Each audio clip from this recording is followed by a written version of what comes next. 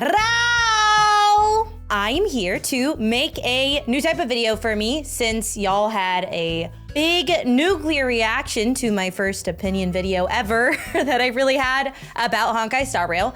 I've decided to try my hand at it again. So this is my Would You Pull video for the next banner on Honkai Star Rail, which is Jingliu and Aventurine. And I hope you guys enjoy it. I have tried to calculate this for sort of early game, mid game, / late game considerations and factors. And I also wanted to take this opportunity before we got started to announce that I am now sponsored by GamerSupps. Yippee! So you can use code HexJuice at checkout for 10% off your next GamerSupps order and also to support me. They just came out with a new flavor with Meat Canyon called Raw Meat, which is a delicious summer flavor. So I highly recommend you try them out. And now let's go ahead and get started. Subscribe!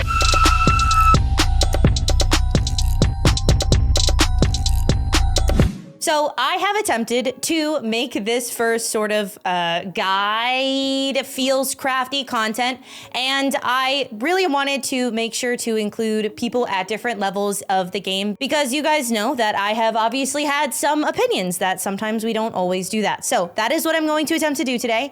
But the first thing that I wanted to define before going into my recommendations is what is, in my opinion, early, middle, late game, and I've also added sort of like an end game category to that to help clarify different stages because I think end game is a little bit different than late game, and I guess I sort of wanted to differentiate between those two. So this is my definition of early game. I did not put a Trailblaze level specifically for the early game because it can kind of depend on how appropriately someone actually invests their account. You could kind of be in later game stages and still be doing early game stuff just because you've made poor decisions with your units or how you spent your time. For me, early game is essentially that your teams are not set. You don't have a ton of unit variety, most likely.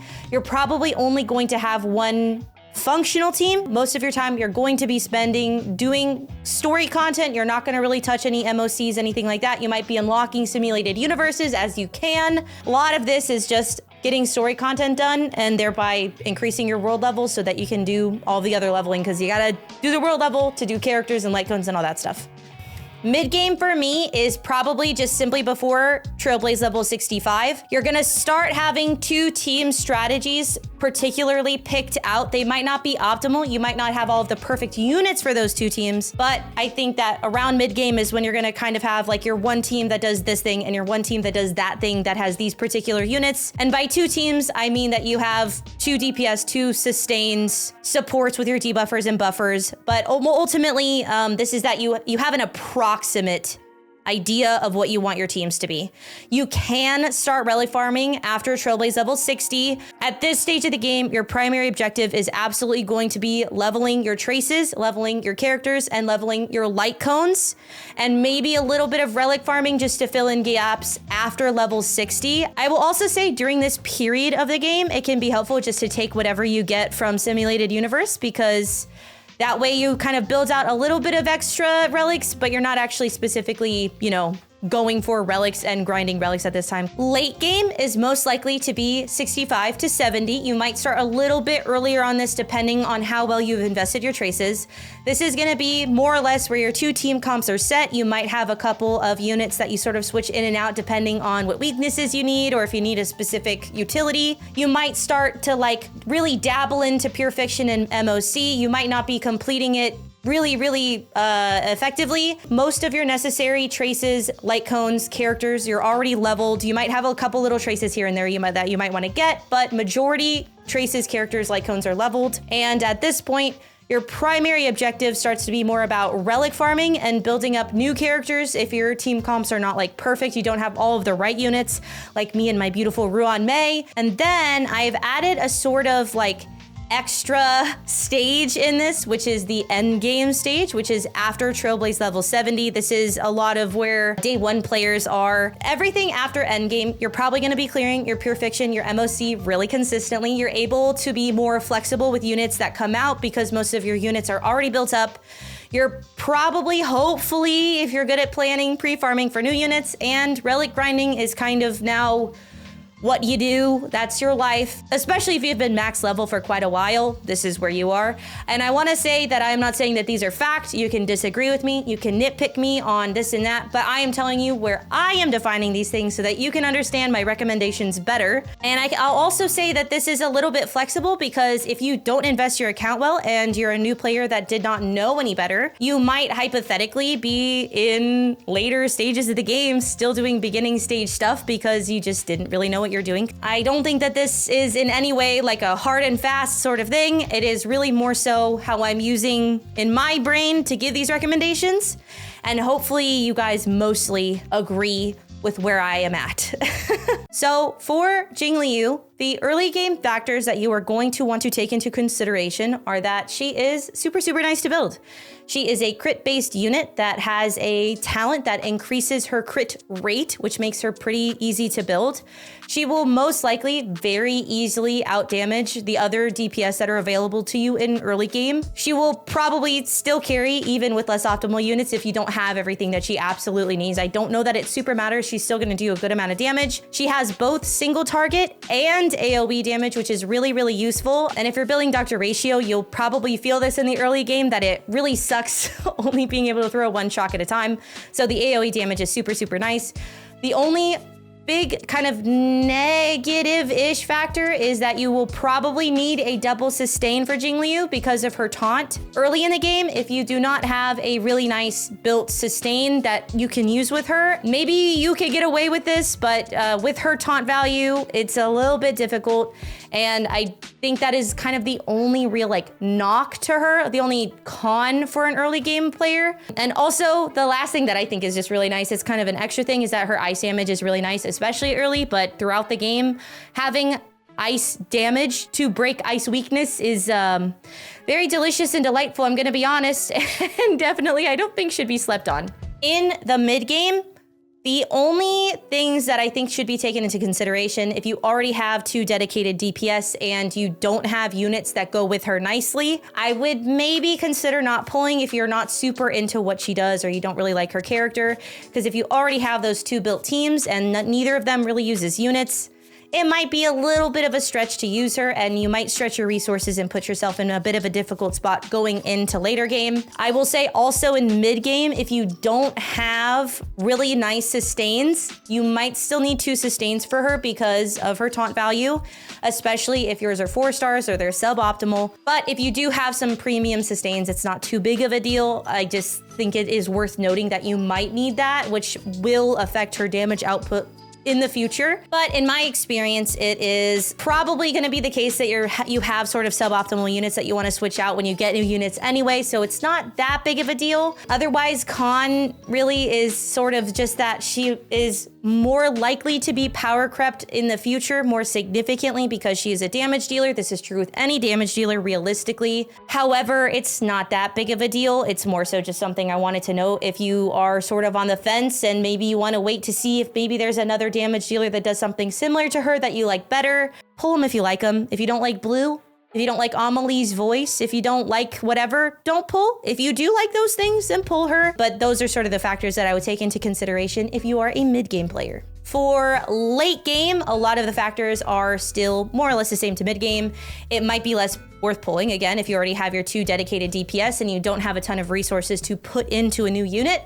You'll probably be switching to 2 debuffers/buffers instead of 2 sustains. And also for late game, brute forcing is very, very strong on Jingliu. She does very big numbers, so that is very, very nice. Jingliu is a really, really strong unit. She's a really solid unit. She uses pretty easy to build, like not crazy supports or anything. She doesn't have really high values that she needs, especially with her passive where she gets increased crit value. She's just a nice unit to have, nice unit to build. If you are somebody who would get a light cone for a character, I think her light cone is really nice because it is a great little stat stick for her. It works with her really well. But it's also a more flexible signature light cone than some other 5-star, especially damage light cones. Me personally, I would go S1 over E1 on this. Her other light cone options are gonna be Under the Blue Sky, which is the 4-star, that is a gacha one. There's the Flames of Fire from the MOC shop, which is kinda copium. You're gonna have the Herd a Light Shot light cone, which you're not gonna get into later game if you are early game. And then you also have something irreplaceable. That being said, if you are really, really early game and you don't have any of these available to you, I would say just use what you have until you can replace it with something better. And it's not a super big deal. She does great damage. But again, her light cone, I think, is a good pull, not a must pull, because I don't believe that there is such a thing as a must pull in a gacha game. But I think it is a very good pull and it helps you build her and also future destruction units if you'd like to build those as well. So this is a section where I'd like to talk about some considerations regarding her team composition. This is primarily for early game, maybe mid game players. Again, since she's probably going to need 2 sustains early and maybe mid game for you, here are your sustain options. We have March, Natasha, Fire MC. You've got Gallagher if you get him from the 4-star selector that is currently out. You've got Bailu Japard for standard characters, which are pretty okay.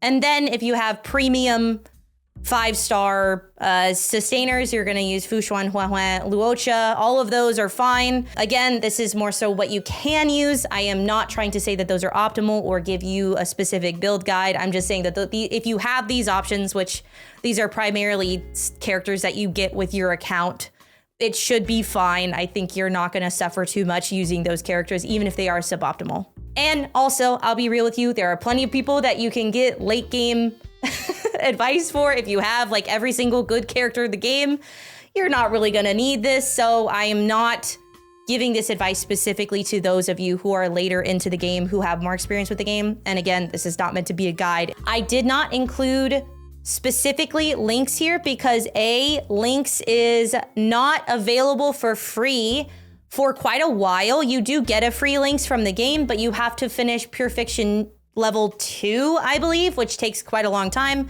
And I also believe that Lynx's taunt on her skill does sort of make it more difficult to use her with Jingliu. I just don't think it's very optimal, and you don't get her for free for quite a while for beginner players. However, she is also a 4-star on the banner, so if you really like Lynx and you want to use her, you can. I'm not personally a fan of Lynx, but that is all you. You are allowed to have opinions that are different than mine. I will allow it. I'm not going to come after you. And here's some buff/debuff options that you can use. I think Tingyun is great if you have one. Bronya is great if you get one from the standard pulls or if you just accidentally roll one. Pella is amazing. If you are currently playing, getting a Pella from the current banner is super, super nice.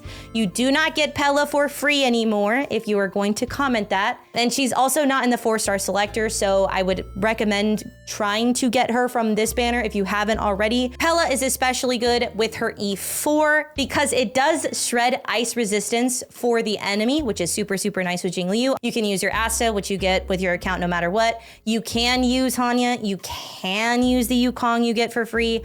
I personally wouldn't recommend them. They're kind of more niche, difficult to use units. And then obviously Sparkle, Ruan Mei, Silver Wolf, any of those are always going to be great because they're kind of good with like most things. Big one here is Bronya. If you get a Bronya from the standard banner or from the beginner banner, oh boy, build that Bronya. Build that Pella, get you a nice sustain, and you will be so, so, so golden. It'll be super, super nice. And now we are going to talk about Aventurine, who I'm super, super excited to pull for, to be honest. I really like him, but I am also missing a second really solid premium sustain. So for early game factors, your primary stat is defense, which makes him easy to build and also just wildly, wildly crazy useful for you. He's a good sustain in general. He's obviously more optimal in a debuff-centered comp like Acheron or Dr. Ratioed if you want to build that particular character. Overall, he's a great pick for every stage of the game. He's going to help you out quite a lot, especially if you don't have a Japard early game. But I think he is going to really, really help you sustain and get through content more easily. You're going to be a lot more comfortable with Aventurine, especially if you don't have Japard. If you have a Japard, he might not be as worth. However, I think that he's going to be so good and he's going to be so comfortable and so easy to build and use that it doesn't really matter. And again, while he is optimal in debuff-centered comps, I think that he is good regardless, and you will be able to use him regardless of what your compositions are right now in early game. Also, the imaginary damage is really nice early if you're not using Dr. Ratio, which obviously I'm not a huge fan of that character. Not trying to start any more nuclear drama about it, but if you need the imaginary damage maybe on a second team where you're not using Ratio, it is really, really nice to have just a little bit to break some shields if you don't like use Yukong or have Welt or whatever. He's really nice for early game. For mid game, again, he's really easy for you to build. Some questions to consider are, do you like him? Do you need sustains? Because I imagine you might. Do you have Japard? I'll be real, I think you should pull him regardless. He's pretty good and he's comfortable, and I think he's gonna be a really, really nice sustain. If you already have 2 premium sustains, maybe it is a consideration for you not to pull, but if you do, maybe also pull him because he's cool. Pull him if you like him. Aventurine, I think, is just really gonna be nice and a pretty simple unit. He's not gonna take a lot of like big braining or anything like that, and I think he's super cool to use. Late game factors for Aventurine is that you might want to start investing in some more crit value pieces. If you have enough sustain, then he might be doing a little bit more damage for you. The only reason not to pull is if you already have 2 premium sustains. I'm a really big fan of Aventurine, so I think you should pull him regardless. And I know a lot of you guys build Dr. Ratio, and I know a lot of people also have Acheron, so he's really just not going to be too bad. It's a good unit. If you don't like him, don't pull. If you do like him, do pull. But I do think that with the gorilla enemy that has a shielding mechanic where if you have a shield, it sort of bounces the damage back off, I think that does show an indication that they might be moving the meta more towards shielding. For Aventurine's light cone, I'm gonna be honest, I understand that there's a bit of a mixed reaction to him, so I'm not gonna get too specific because I don't understand all of the numbers, but from what I understand, he has a nice utility for Acheron and follow-up, especially with Dr. Ratio, because it gives debuffs and it gives him some stats. It's obviously gonna have more stats than a 4-star light cone.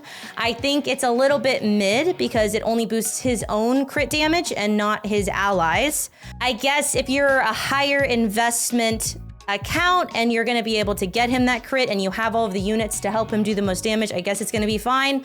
Gotcha Smack has a really nice video about his light cone. I recommend you go watch that if you want to learn more about that, because I just am not qualified to really speak on that. As far as we know now, which could change, I don't think his light cone is going to be a priority over new units, especially if you're early mid game, but that is all up to you. If you like his light cone, you should get it. I like the art a lot. I'm considering it just because I think the art is really nice. His booba window is looking very scrumdelicious. Other light cone options are, the biggest one is going to be Trend of the Universal Market, especially if you're using him with Acheron or with a follow-up team. It's really nice. It has most of the same utility as the signature. Not all the same, lower values obviously, but if you're using him for sort of a debuff kind of comp, I think Trend of the Universal Market works perfectly fine. It's a 4-star, so it's more likely that you'll have it. And if you don't have it, eventually you'll probably get one. I've gotten a ton of them, not even from wishing on a banner. I just keep getting them. I have so many. Landau's Choice is another option. Texture of Memories from the Herta shop is an option. It's not super early game, but it's fine. Also, We Are Wildfire is an option from the MOC shop. Realistically, you can kind of use what you have because honestly, he's just a defense unit. Give him defense. He doesn't need a ton of stats to do what he needs to do, especially early game. So just use what you have, give him what you can, and then replace it with something better once you get one. It's not bad. He's gonna be fine. He's gonna do plenty for you on any level of account, especially mid and early, because he's just gonna be a nice comfy sustain. And it really hurts my soul to be put next to this absolute nerd. However, I think that overall, there's not a ton of team comp considerations for Aventurine, mostly because he's kind of good regardless, especially if you don't have 2 premium sustains or well-built sustains. If you are earlier mid-game, I think you can put him basically with whatever you need him to be on, and then maybe make more of a dedicated comp for him later on. I think he's gonna be good no matter what. He is best on follow-up teams or debuff-centered teams like Ratios or like Acheron's, but I think he's gonna be great regardless. I think he's a good unit, and I don't think you should put too much thought into it. I think it'll be fine. I think he's just really gonna help your account if you do not have enough sustains, which I struggle from. I know my husband struggles from it, and he's a new player. And so overall, I don't think that there's a ton to really consider here. Just simply, if you like him, get him. And if you need a sustain, maybe also get him. I don't know. Those are the considerations I would take into account if you are considering pulling for Jingliu or for Aventurine. I hope this helped. I hope that I did not look like a complete dipshit, and I hope that I explained myself well. I really tried here. I talked a lot with my community, and I think that we put together something really nice and helpful for anybody at any level. Realistically, this is a bit of an easy dunk of a video because I think both of these units are really good to grab. I don't think there's a lot of cons. It's more so if you like them and if you need what they provide. If you need a damage dealer, if you like Jingliu, pull for Jingliu. If you need a sustain and you like Aventurine, pull for Aventurine. And realistically, I think this is just kind of one of those personal preference things, and it's really according to your account. So I hope this was informative. Let me know down below if there is a character that you sure wish you had, but you do not, that you did not pull for, or else you lost your 50-50 or whatever. The one that I regret every moment that I am awake is that I do not have Ruan-Mei. Oh my god, I wish I had Ruan-Mei. I love Ruan-Mei so much. She is so hot, and it's just not fair. I just want Ruan-Mei. Ruan-Mei rerun, please, now, when, please. Please, God. Goodbye!